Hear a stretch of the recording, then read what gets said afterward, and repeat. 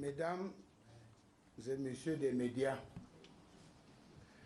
le président de la République, son Excellence Paul Biya, a convoqué ce jour, lundi 7 septembre 2020, dans le strict respect des dispositions légales, les collèges électoraux pour l'élection des conseillers régionaux.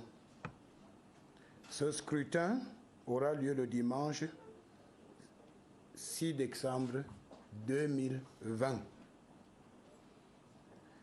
L'élection des conseillers régionaux est l'ultime étape dans la mise en place des institutions prévues par la Constitution.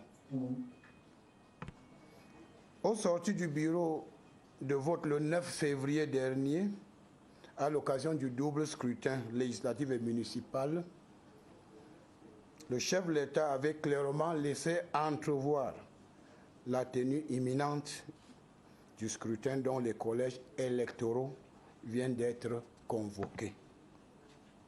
Son Excellence Paul Biya déclarait alors, je cite, « Quand les élections municipales auront pris fin, on aura à élire les conseillers régionaux. C'est le grand pas vers une démocratie plus développée. Je n'en suis que satisfait et je remercie les Camerounais de m'apporter leur dynamisme, leur concours à la marche de cette grande démocratie. » Fin de citation. L'élection des conseils régionaux marquera ainsi l'aboutissement d'un cycle électoral débuté le 25 mars 2018 avec l'élection des sénateurs en passant par l'élection présidentielle d'octobre de la même année et les élections législatives et municipales du 9 février 2020.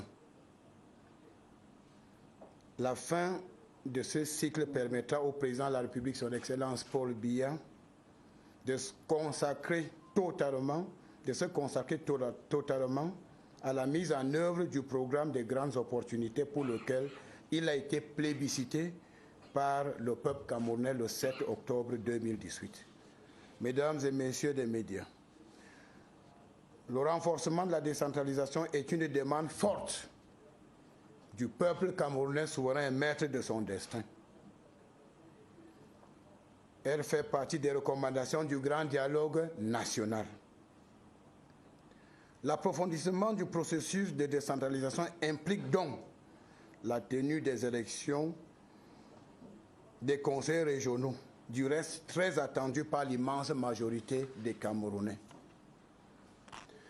Le ministre de l'administration territoriale, en sa qualité d'agent du gouvernement dans les processus électoraux, accompagnera comme d'habitude l'échéance à venir en mettant à la disposition de Elections Cameroun ELECAM, organe indépendant chargé de l'organisation matérielle des scrutins, tous les instruments légaux, notamment le fichier de la chefferie traditionnelle dans les délais prescrits par la loi en vue d'une élection transparente et crédible. Comme lors des précédents scrutins, en particulier l'élection présidentielle du 7 octobre 2018, les élections législatives et municipales du 9 février 2020, le ministère de l'administration territoriale apportera à ELECAM un encadrement sécuritaire optimal pour que l'élection des conseillers régionaux se déroule sur toute l'étendue du territoire national de manière sereine. En effet, il nous est revenu que certains responsables des partis politiques en perte de vitesse ont lancé des mots d'ordre irresponsables en posant des préalables pour la tenue de l'élection des conseillers régionaux. Faute de quoi, ils engageront des actions visant à déstabiliser les institutions républicaines et contre celui qui les incarne, son Excellence Paul Biya. Évidemment, ces menaces ne sont pas tombées dans les oreilles de sourds. Je tiens une fois de plus à rappeler que le ministre de l'administration territoriale est chargé du maintien de l'ordre de la protection des personnes et de leurs biens, de l'encadrement des activités des partis politiques, des ONG, entre autres. Aucun écart de comportement ne sera toléré de quelque parti politique que ce soit et de qui que ce soit. Mesdames et messieurs des médias, permettez-moi de rappeler un certain nombre de dispositions légales qui seront immédiatement activées au cas où des politiciens véreux et irresponsables oseraient poser la moindre action visant à perturber l'organisation du scrutin du 6 décembre 2020. Il s'agit notamment de la loi numéro 2016-007 du 12 juillet 2016 portant code pénal. Article 111 au sujet de la sécession dispose en son alinéa 1 est puni de l'emprisonnement à vie celui qui en temps de paix entreprend par quelque moyen que ce soit de porter atteinte à l'intégrité du territoire. Article 114 qui traite de la révolution dispose est puni d'un emprisonnement à vie celui qui tente par la violence soit de modifier les lois constitutionnelles, soit de renverser les autorités publiques instituées par les dites lois ou de les mettre dans l'impossibilité d'exercer leur pouvoir. La loi 90/55 du 19 décembre 1990 portant régime des réunions et des manifestations publiques, article 6.1, sont soumis à l'obligation de déclaration préalable. Tous les cortèges, défilés, marches, rassemblements de personnes et d'une manière générale, toutes les manifestations sur la voie publique. Article 8.1. Le sous-préfet qui reçoit la déclaration en délivre immédiatement récépissé. 2. Toutefois, s'il estime que la manifestation projetée est de nature à troubler gravement l'ordre public, il peut, le cas échéant, lui assigner un autre lieu ou un autre itinéraire. Interdit par arrêté qu'il notifie immédiatement au signataire de la déclaration au domicile élu.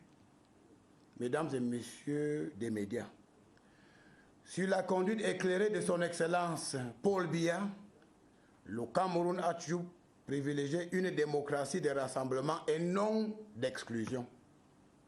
Dans son humanisme légendaire et usant de ses prérogatives constitutionnelles, son Excellence Paul Biya avait ordonné il y a quelques mois l'arrêt des poursuites judiciaires contre un responsable de parti politique et ses affidés qui avaient gravement violé la légalité républicaine.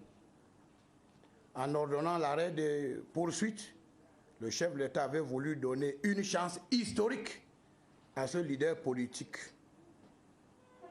de se détourner des raccourcis antidémocratiques devenus son sport favori. Après avoir pris part au scrutin présidentiel, le responsable de ce parti politique a, contre toute attente aux grandes dames de ses militants, décidé de ne pas participer au double scrutin législatif et municipal du 9 février 2020. De ce fait, ils se sont volontairement mis, lui et son parti, hors du jeu des institutions républicaines. En démocratie, tout le monde le sait, la légitimité politique ou républicaine s'acquiert dans les urnes et non à travers les réseaux sociaux ou dans la rue.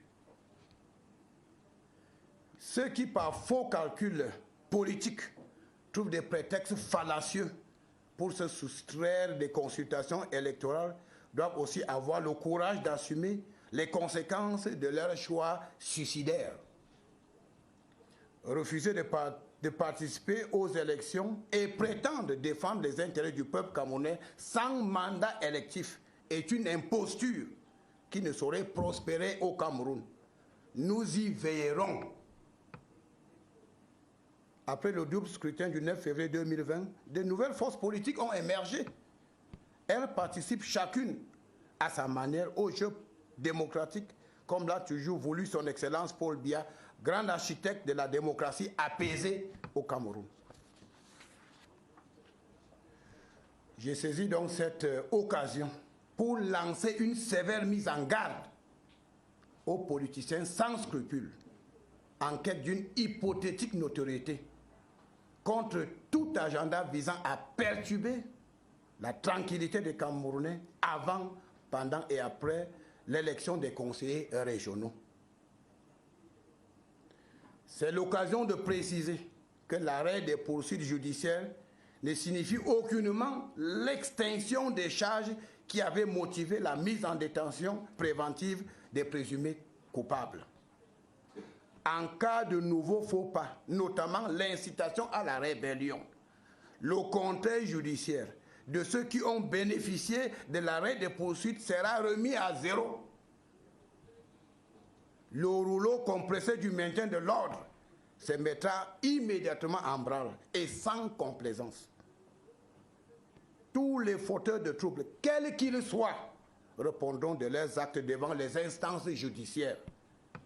En tout cas, les récalcitrants auront été suffisamment prévenus.